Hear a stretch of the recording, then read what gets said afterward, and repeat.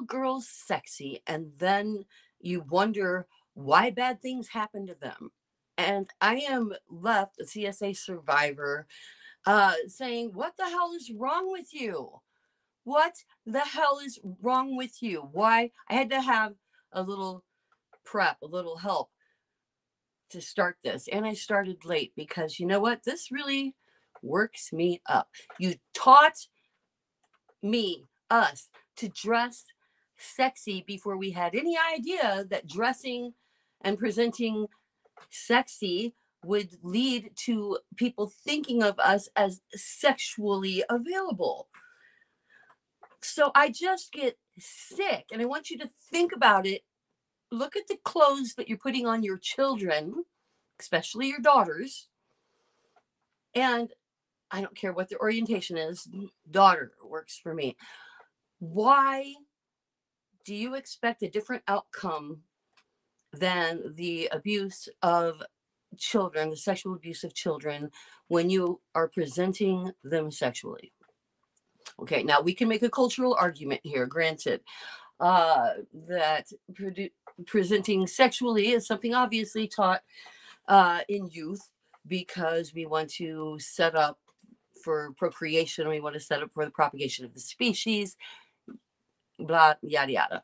But, you know, we're going to fornicate no matter what we're dressing like. People like to do that thing. So I think that maybe in the modern age, we could tone it down a bit and maybe not dress little girls like prostitutes. Is that okay with you? Let's get that off the screen. I'm Linda K. Gifford, and I survived 7 years of childhood sexual grooming and assault, and a form of trafficking in the sense that I was used by other people alongside my perpetrator. And these things don't happen to everybody that gets dressed sexy as a child, I realize, but it does happen a lot. And it is important that you make the connection between some of the things that you're saying and the way that society is shaped by it. I have a personal example. One of my ex-husbands, nicest guy in the world, everyone will tell you then and now. But he called me little girl, and I wasn't in the confessing stage of life as far as what had happened to me as a child and teen. So rather than tell him, don't call me little girl in the bedroom, you know, I just was so grossed out, and it just caused all these other problems that spill over. And I've realized, and I see in working with people as a neurolinguistic practitioner now, the way that these things that start as little personal details, problems, issues, experiences in our past that were negative, we can tangent off and ruin whole relationships with good people because of our inability to fit it into context, to fit it into the course of our own lives. We're so busy reacting. So part of this is learning to not react, but to mold and shape the world. We talk a lot about manifesting for personal transformation. I want you to think on a broader scale. I want you to manifest for national and global transformation. We have got to stop accepting as culture, like I was talking about in my episode 1. I started with culture. You do not get a pass because, say, you were I was just watching it a lot. I'm very into the history of human beings, humankind, hominids in general, everything, history, war, anthropology. And right now, I've been doing a particular study of the way people's interacted, all the way from out of Africa to global expansion to taking it now into the more like the 4th and 5th centuries BC. So it's just fascinating that we ended up with this patriarchal society. And I was talking about Arabia. Arabia before Islam, prehistoric times, archaeological evidence shows that they did treat their women like belongings and possessions. They traded in, if you're, this is before Islam, if you're, a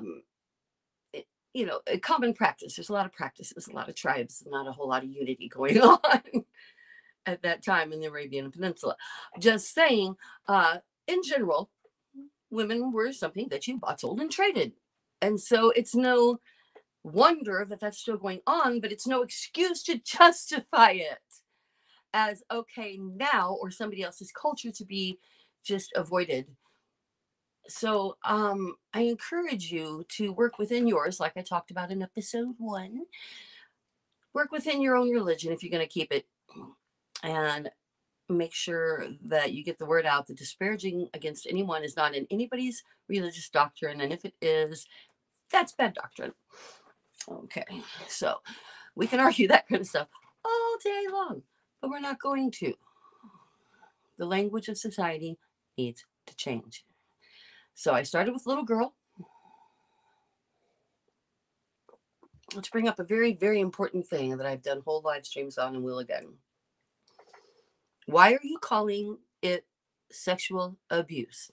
Why do you refer to it as childhood sexual abuse when you know someone has been raped or forced into sex acts or otherwise touched inappropriately against their will? Why are you not calling it assault? You got to start there. You've got to call rape assault, because words matter, and you are diminishing and you are demeaning the experience, the horrifying, life-changing experience, the soul-sucking experience. And don't tell me that it's not, because I've been there. And it took me over 20 years to realize that people are supposed to have sexual feelings, like actual, their own, not just make it up to make someone else happy, not just go through the motions and think that was it.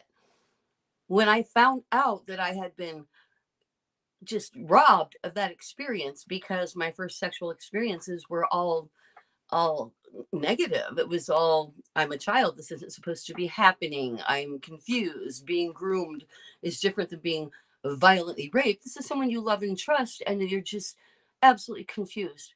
And I talk more about that, and I will again, but grooming is insidious, and the way we can stop it from happening to other people is to change the language of society. So stop dressing your children like many adults and thinking that it's cute. Maybe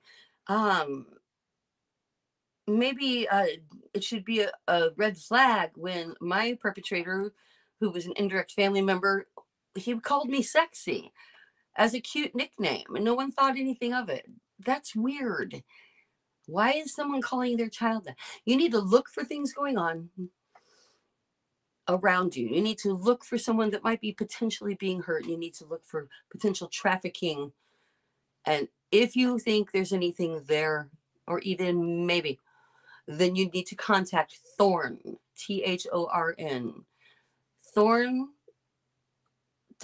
They're everywhere online. They do the cyber research and coordinate with military, local, federal, regional, national, military, government, the whole world's coming together to bust sex traffickers, and have busted over 2,000 of them and brought home over 6,000. And that's an old number. I don't want to tell you anything I haven't seen in print, but we've gone well over 6,000 victims of sex trafficking have been rescued.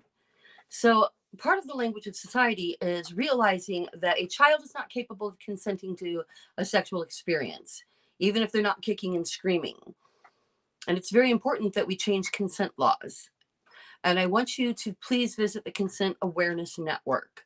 And please read Joyce M. Short's book on consent. Consent is what it's going to take laws that say it is not okay to have sex with a child for realsies. For realsies, not just, it's kind of not okay. It's mostly not okay. The judge can interpret how okay or not okay it is. That's how it stands now. In most states, we don't even have the ability to go back. I cannot sue my perpetrator because they haven't lifted the statute of limitations, not even for a brief period. Myself and other people are waiting with lawyers in our back pocket, waiting. And we can't sue these people because it's been longer than 2 years. Well, guess what? A child's not going to talk about it in 2 years. And a groomed and raped child, adolescent, teen has got 20 years of figuring out that she's not a piece of shit. It's not her fault. She's not scum. There's a lot of work that has to be done. I encourage you to do it.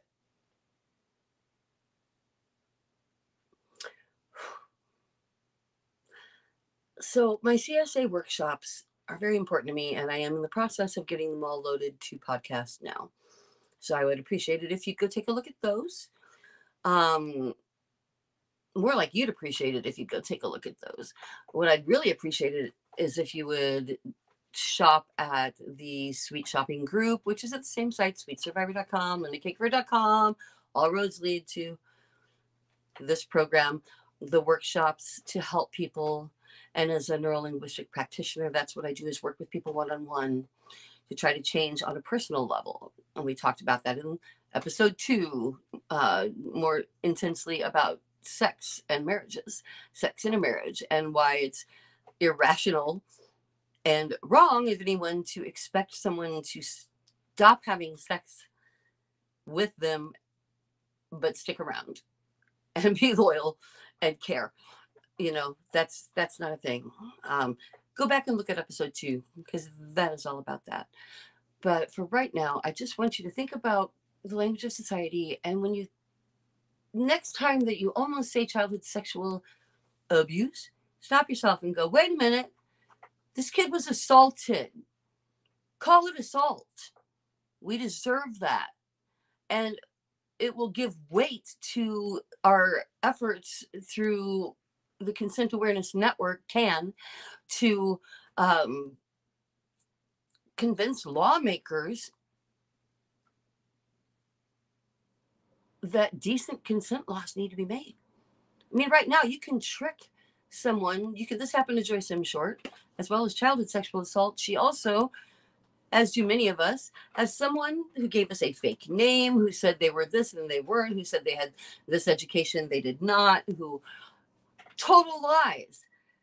And we're sleeping with them voluntarily because we are in what we think is a romantic relationship, but we've been tricked. You can't sue that person. So it's okay to blatantly lie to somebody. That's not right. That needs to change. Duh. Codifying consent is what it's about. That is what needs to happen. And I'm going to start speaking on behalf of myself and others who spent years of our lives being groomed and raped, and more years of our lives trying to figure out who the hell we were, and more years of our lives trying to learn how to be healthy again. We need to snip this shit in the bud, pardon my language, because nobody deserves. I have a child getting married, and there may be grandchildren down the line. So on a selfish level, I can't bear the thought of doing nothing to try to make life a safer place. And if we just, that's another live stream. I'll talk to you tomorrow. Watch your language. Watch your mouth. Need a new battery. Watch your mouth. That's all. Say the right things. Say good things. And start a $5 subscription to Sweet Survivor, will you? Please, please, please. We need you. We need you.